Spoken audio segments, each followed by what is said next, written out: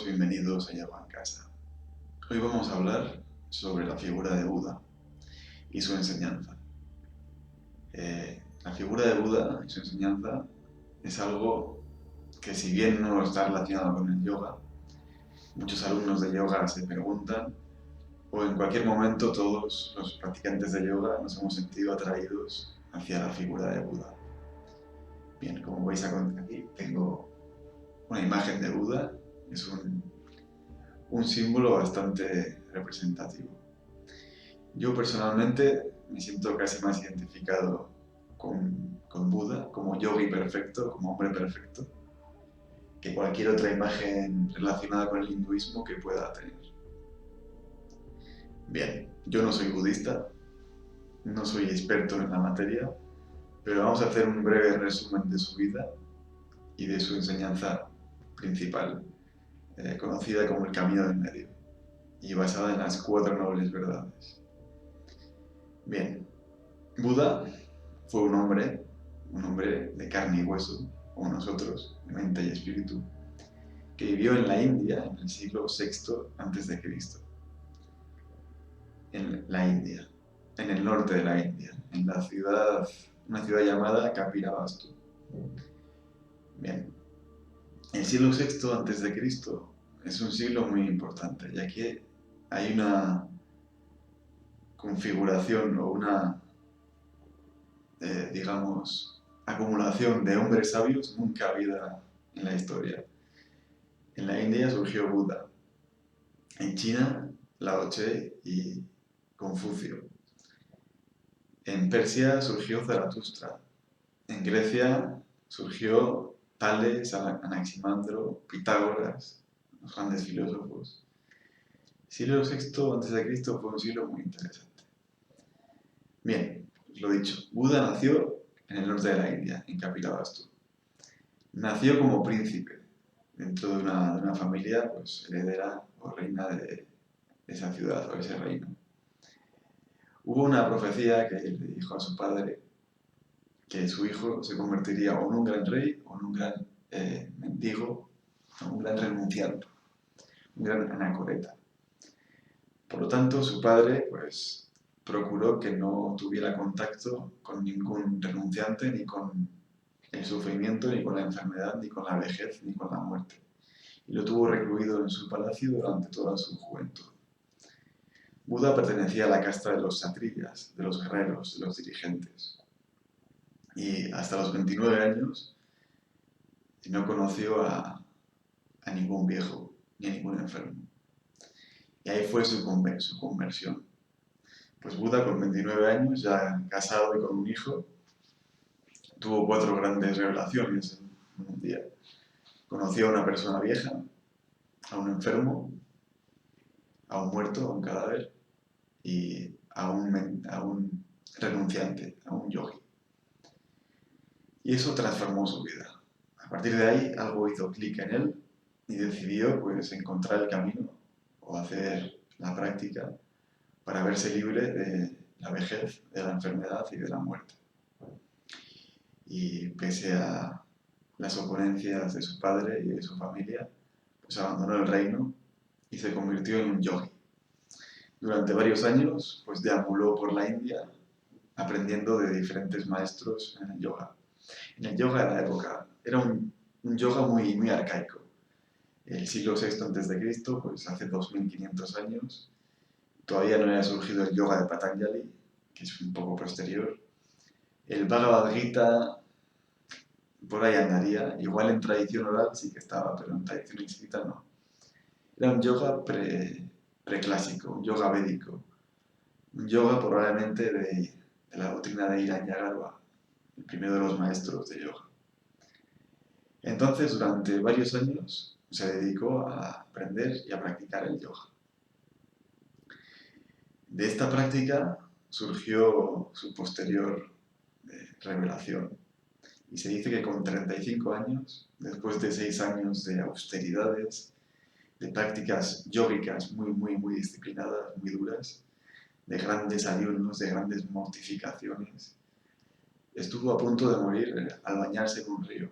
Estaba tan delgado, tan débil, debido a que apenas comía, debido a sus largas y duras prácticas o sadhanas de yoga, que casi muere debido a su debilidad.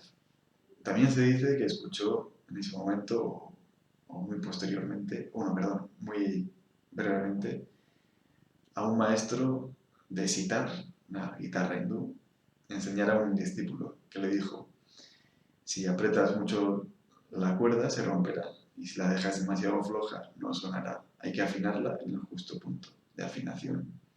Y ahí hizo algo clic en él. Y de ahí surgió su punto medio. Se dio cuenta de que el camino correcto es el camino del medio, el punto justo. Y de ahí abandonó sus mortificaciones y sus austeridades. Y se dedicó a una vida más normal. Y de ahí su doctrina está basada en esto, en el camino del medio, el punto medio. Ni excesivas mortificaciones, ni un excesivo hedonismo, o abandonarse a los placeres de los sentidos. Eso también confluye con el Medena de los griegos, el nada con exceso, el todo en su punto justo, nada con exceso, ni exceso de mucho ni exceso de poco. Y ese es uno de los grandes pilares centrales de la doctrina de Buda, el camino del medio, el punto medio. Bien, a partir de aquí pues cambió su percepción y ya no hizo esas tan excesivas mortificaciones. Y lo que sí tomó del yoga fue las técnicas de meditación. Aprendió que la verdad la hallaría en él mismo, el cese del sufrimiento la hallaría en él mismo, y la técnica que le llevaría ahí sería la técnica de meditación. Y de todas las técnicas de yoga que aprendió, la que mantuvo y la que perfeccionó fue la técnica de meditación, el dhyana. Y él le dio su toque particular y creó lo que se conoce como meditación vipassana, o meditación de atención plena. El mindfulness de hoy en día, el tan conocido y tan famoso y tan en auge mindfulness, tiene su base en la meditación budista, la meditación vipassana. ¿Qué significa eso? Atención plena. Bien, pues también hacia los 35 años, poco después de aquel suceso, también se dice que fue cuando meditó durante 49 días seguidos debajo de una higuera, la famosa higuera en la que se iluminó y alcanzó el nirvana. 49 días seguidos de meditación ininterrumpida. Y ahí se iluminó. Alcanzó el conocimiento y la realización como ser humano. Se dice que Buda ha sido, a lo largo de la historia de la humanidad, el ser humano que más elevado nivel evolutivo ha alcanzado. El hombre más sabio que ha existido, se dice de Buda también. Bien, pues a partir de ahí hubo un punto de inflexión, porque una vez realizado, una vez alcanzado ese nirvana supremo, dijo que sería muy, muy difícil enseñar a nadie, que esto era muy complejo, muy sutil, y que nadie le seguiría, nadie le entendería. Y decidió no enseñar. Pero también pensó, dijo, con que una sola persona obtenga el resultado que yo he obtenido, o entienda yo que lo que yo he entendido, merecerá la pena este sacrificio, este esfuerzo. Así que sí enseñaré. Ese fue su gran sacrificio, el de enseñar. Y durante los siguientes 45 años, 45, hasta los 80 que vivió, se dedicó a enseñar su doctrina, que no era budismo entonces. El budismo es algo posterior, que lo hicieron sus discípulos. Enseñar su doctrina, que era el camino del medio, como él la llamaba. Entonces, fijaos, a partir de aquí empezó con muy pocos discípulos que le siguieron, que verían algo en él, algo de grandeza, de sabiduría, y cada vez iba teniendo más y más discípulos, hasta formar las sanghas, comunidades budistas que se dicen, es decir, comunidades de alumnos o discípulos que siguen al maestro. Por lo general van viajando y van viviendo de limosnas. Y Buda fue, pues durante sus 45 años siguientes, pues viajando por toda la India. Siempre se movió por la India. El contexto de Buda es la India. Y cada vez fue teniendo más y más seguidores, más y más discípulos. hasta que murió a los 80 años de edad. A partir de ahí, sus discípulos fueron difundiendo pues, la enseñanza de Buda, que se conoció más tarde como budismo, como Buda como figura central. Pero budismo, evidentemente, hace alusión a Buda, pero Buda es un título. Buda significa el despierto, y Buda es el título que le dieron a Buda, el despierto. Pero el auténtico nombre, el verdadero nombre de Buda era Siddhartha, Siddhartha Gautama, de apellido, llamado el Buda, el despierto. ¿Entendido esto?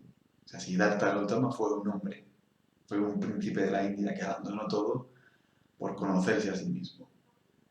Fue entrenado en técnicas de yoga y al final, tras largas meditaciones y largos aprendizajes, llegó a su conclusión y dio su enseñanza, conocida como el camino del medio por él y más tarde como budismo por sus seguidores. Bien, sus seguidores pues difundieron el budismo por todo Asia prácticamente. En la India al principio tuvo gran acogida, pero con los siglos el budismo fue perdiendo mucho fuelle y se quedó el hinduismo, que era la religión predominante en la India. En cambio, el budismo tuvo mucha acogida en el Tíbet, en el sudeste asiático, pues Bután, Sri Lanka, Kampuchea, Camboya, Tailandia, Vietnam, todo el sudeste asiático. Y lo que permanece hasta hoy en día es el budismo Theravada o el budismo Mahayana, dos líneas de budismo.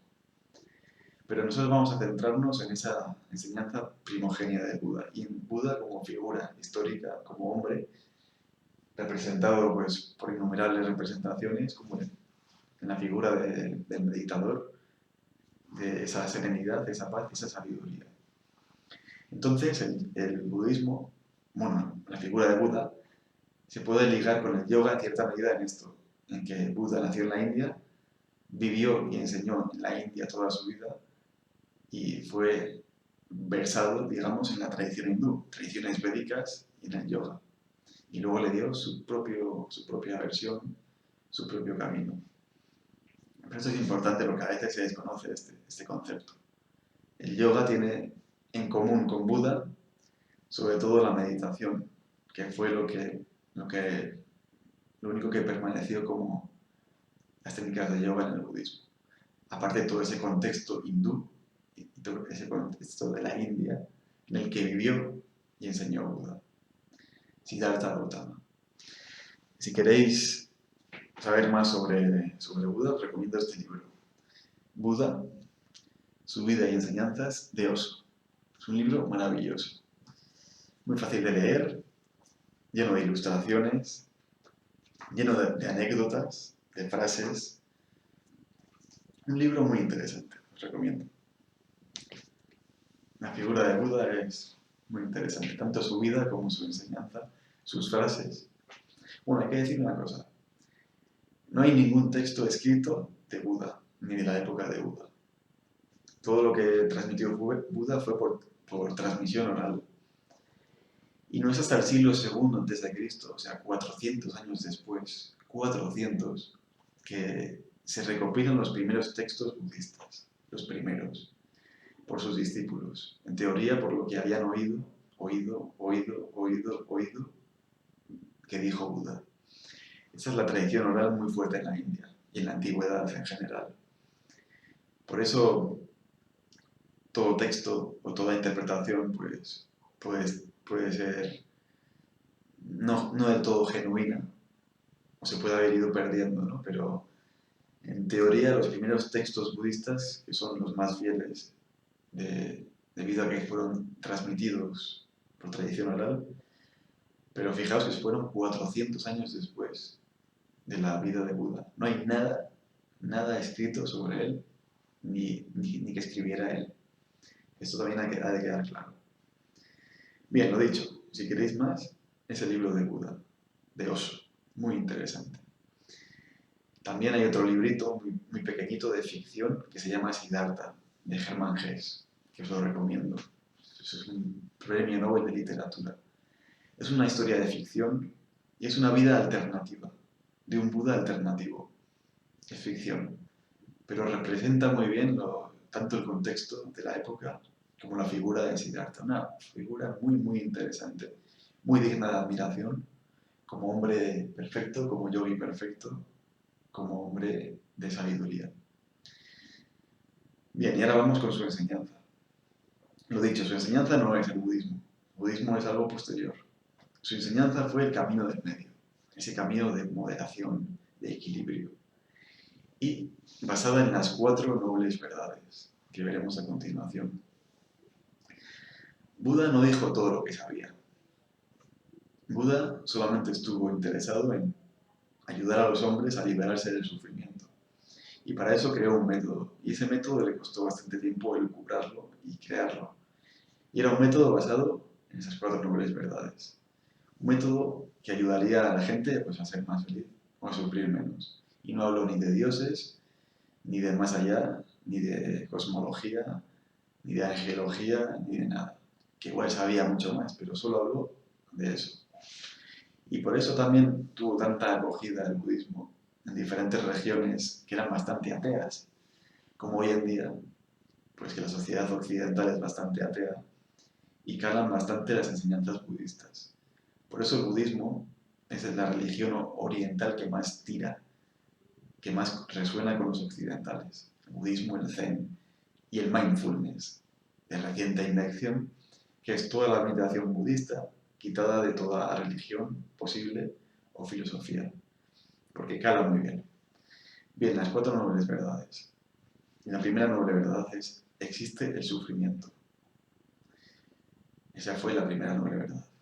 Claro, existe el sufrimiento, toda vida humana es sufrimiento, bien sea por sufrimientos o padecimientos físicos, de accidentes, de dolores, de enfermedades, de guerras, de hambre, de sed, bien sea por sufrimientos emocionales, pues básicamente la de la frustración o la insatisfacción con nuestras vidas, por no conseguir lo que queremos o lo que nos gustaría tener. Y hay muy, muy poca gente feliz realmente en el mundo. Gente feliciana, pues hay más. Es gente que se pone una venda en los ojos y bueno, qué feliz soy o qué feliciano. Pero lo que predomina en el mundo es el sufrimiento. En el tercer mundo es evidente que predomina el sufrimiento en cuanto a cuestiones físicas. Y en el primer mundo tal vez no pasamos hambre, ni sed, ni enfermedades graves. Bueno, enfermedades graves sí, pero todo degenerativas. Pero hay mucho sufrimiento emocional. Mucho. Todos estamos frustrados, o insatisfechos, o con heridas enormes en el corazón. Entonces la primera noble verdad es, existe el sufrimiento. Bien, segunda noble verdad. El origen del sufrimiento es el deseo, el apego, la aversión. Esa fue la segunda noble verdad, la de hacer notar el origen del sufrimiento, el deseo. ¿Por qué el deseo? Porque el deseo es lo que genera apego y aversión. El deseo es lo que nos hace acercarnos a aquello que deseamos y alejarnos de aquello que no deseamos. Bien, un deseo, que el hombre constantemente está generando deseos, solo tiene 3 salidas posibles. 3. La primera salida es que ese deseo sea satisfecho, sea otorgado. Entonces eso da una felicidad, a una euforia transitoria. Bueno, es que contentos, qué bien, qué felices. Pero eso enseguida se gasta, enseguida se apaga. Enseguida ese deseo se cambia por otro. O enseguida surgen nuevos deseos a satisfacer. Y que alguien satisfaga siempre todos sus deseos es imposible. Entonces a la larga esa primera opción siempre derivará en sufrimiento, porque aunque consigamos, eso es transitorio. Y un deseo satisfecho siempre se desinflará y será sustituido por otro. La segunda opción es que ese deseo será parcialmente satisfecho. Es decir, quiero algo y no lo consigo. En cambio consigo algo intermedio. Pues por ejemplo, quiero un deportivo rojo, lo deseo, y pues no puedo conseguirlo. Y en su lugar consigo un utilitario azul. Bueno, entonces bueno, no está mal. Yo quería eso, pero he conseguido esto. O quería trabajar de, yo qué sé, de ejecutivo en una empresa, ganando $1.000.000 al año, y soy pues comercial en una empresa de tuercas y gano 30.000 al año. Bueno, pues no era lo que quería, pero es decir, deseos parcialmente satisfechos. Eso acaba generando insatisfacción o frustración. Y el tercer caso es los deseos no satisfechos. Es decir, no consigo lo que quiero, no consigo lo que deseo. Y como siempre estoy deseando cosas y no consigo lo que deseo, al final me lleno de frustración, de desdicha, de sufrimiento. Y eso es lo que nos pasa a todos. El deseo nos hace desear, nos hace frustrarnos y sufrir por la no consecución de esos deseos.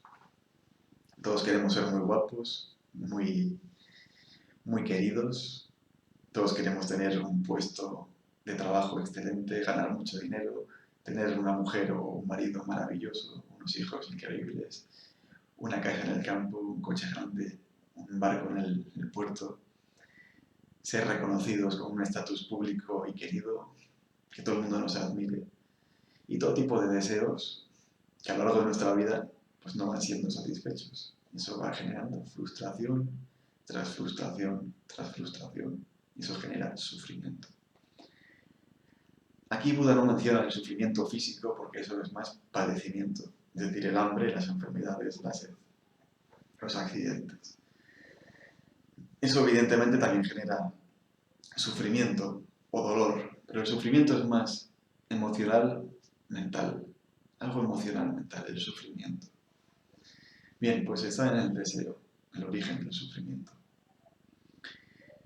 El tercer punto que dijo, la tercera noble verdad es: existe un método o un medio para librarse del sufrimiento.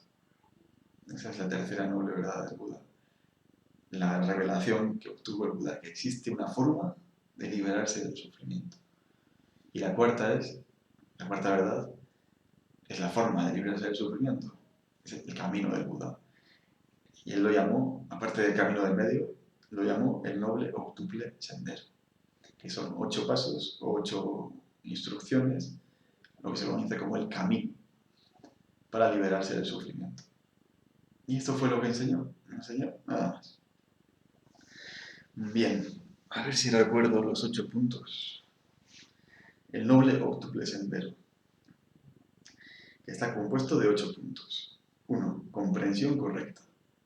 2. Pensamiento correcto. 3. Palabra correcta. 4. Acción correcta. 5. Ocupación correcta. 6. Esfuerzo correcto. Y 7. Atención correcta. Y 8. Concentración correcta. Este es el noble octuple sendero, que tiene 8 puntos, 3 relacionados con o 4 relacionados con la ética, con la acción hacia el mundo, pues pensamiento, acción correcta, palabra correcta, comprensión correcta, ocupación correcta, y 4 relacionadas con el trabajo interior, que es sobre todo la meditación. Ya he dicho antes que de todas las técnicas, Buda se quedó con la meditación. Comprensión correcta, atención correcta, pensamiento correcto, concentración correcta. Ese es el noble octuple sendero. Y todo el camino está enfocado en la ética y en la meditación. Y no hay ni teología, ni cosmología, ni prácticas supersticiosas, ni ritos, ni nada. Igual algunos budistas lo hacen, pero eso es algo a posteriori. A posteriori el Buda se enfocaba en la ética y en la meditación. Las técnicas de meditación que él perfeccionó y se conoce como meditación vipassana, meditación de atención plena, mindfulness en inglés. Y ese es el camino del Buda. Las 4 nobles verdades y el noble octuple sendero para alcanzar la liberación del sufrimiento, alcanzar el nirvana, lo que él concebía como nirvana, que es ese estado de paz, de serenidad, donde el mundo parece que no está y el sufrimiento deja de ser. Ese es el objetivo de Buda, y de los budistas, alcanzar el nirvana. Y eso es muy interesante, porque tiene mucho en común con el yoga. El yoga también tiene como técnica suprema la meditación. El yoga de Patanjali también tiene 8 pasos, 8 peldaños. Al yoga de Patanjali se le conoce como Ashtanga Yoga. Hasta Anga Yoga. Hasta es 8, Anga peldaños o escalones. Es decir, el yoga de 8 escalones. Y son Yama, Niyama, Asana, Pranayama, Pratyahara, Dharana, Dhyana y Samadhi. Yama y Niyama es la ética, la forma de comportarnos con los demás y con nosotros mismos, los preceptos éticos. Asana y Pranayama son técnicas físicas del cuerpo y de respiración. Y Dharana, que es la intervención de los sentidos. No, Pratyahara, intervención de los sentidos. Dharana, concentración. Dhyana, meditación. Y Samadhi, Samadhi es el sinónimo de Nirvana, tienen esa parte de meditación. Fijaos esa relación. Y a Buda se le conocerá siempre meditando en la postura del loto, con los ojos cerrados, en esa serenidad, en esa paz absoluta y con esa sabiduría. Y por eso Buda, bueno, no voy a decir que fue un yogi, igual una parte de su vida sí fue un yogi, pero para mí Buda es una persona, un ser admirable, un referente, un maestro referente. Y pues lo relaciono en cierta medida con el yoga en eso, en ese contexto que vivió en la India, que enseñó durante toda su vida en la India, aunque luego su enseñanza se expandiera por el resto de Oriente, se quedara con la meditación como técnica, como prácticamente única técnica. Y esas 4 nobles verdades. El sufrimiento existe, el origen del sufrimiento es el deseo. Existe un medio de llegar a ese sufrimiento, y ese medio es el noble octuple sendero, basado básicamente en ética y en meditación. Y eso pues me parece fabuloso. Y insisto, no es yoga, yo no soy budista, soy admirador de Buda, pero no budista. No soy una autoridad en la materia del budismo. Lo dicho, podéis, si queréis investigar más, Osho o cualquier otro budista, pues tiene más autoridad que yo en esto. Pero yo desde siempre, como practicante de yoga, me he sentido atraído, interesado y fascinado por la figura de Buda. Es importante conocerla. Y los 4 nobles verdades, con el noble octuple sendero, es también muy, muy, muy interesante. Y guarda esa correlación, como digo, con el yoga. Con el yoga clásico, el yoga védico, de ética y meditación. Ética hacia afuera, hacia el mundo, meditación para mí. Y bueno, se podría decir muchísimo más sobre Buda, sobre su enseñanza, pero con este breve resumen de su historia y de su enseñanza creo que es suficiente. Pues gracias por escucharme, espero haber sido útil en esta explicación y hasta la próxima.